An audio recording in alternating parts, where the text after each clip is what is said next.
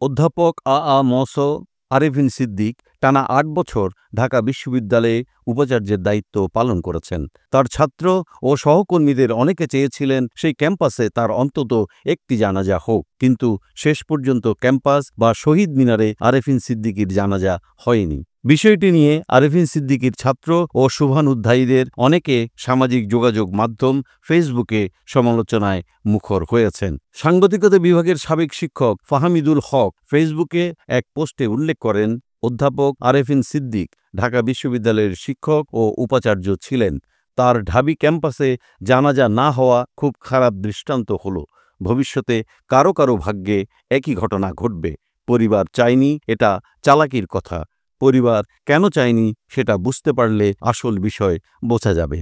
ঢাকা বিশ্ববিদ্যালয়ের শিক্ষক অধ্যাপক মিজানুর রহমান ফেসবুক পোস্টে বলেন, প্রয়াত অধ্যাপক আরেফিন সিদ্দিক ঢাকা বিশ্ববিদ্যালয়ের একজন অবসরপ্রাপ্ত অধ্যাপক এবং 2 বারের উপাচার্য।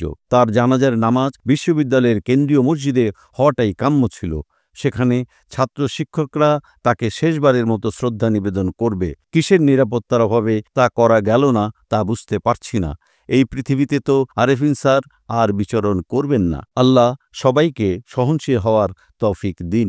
এদিকে শুক্রবার গ্রিন রোড এলাকায় বাইতুল আকসা মসজিদে প্রথম জানাজা শেষে ঢাকা বিশ্ববিদ্যালয়ের উপাচার্য নিয়াজ আহমেদ বলেন, আরেফিন সিদ্দিকীর 2টি জানাজার সিদ্ধান্ত নিয়েছে পরিবার। সার্বিক পরিস্থিতি বিবেচনায় ও পরিবারের সিদ্ধান্ত অনুযায়ী তার জানাজা ঢাকা বিশ্ববিদ্যালয়ে হচ্ছে না।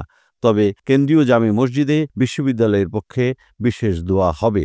আরেফিন সিদ্দিকের ছোট ভাই সাইফুল সিদ্দিক তুহিন বলেন, জুমার নামাজের পর ঢাকা বিশ্ববিদ্যালয়ের কেন্দ্রীয় জামে মসজিদ প্রাঙ্গণে জানাজা করার পরিকল্পনা ছিল। ঝুঁকি থাকায় সিদ্ধান্ত পরিবর্তন করা হয়েছে। 3টি জানাজা শেষে শুক্রবার রাজধানীর আজিমপুর কবরস্থানে দাফন করা হলো অধ্যাপক ম.স. আরেফিন সিদ্দিকের মরদেহ।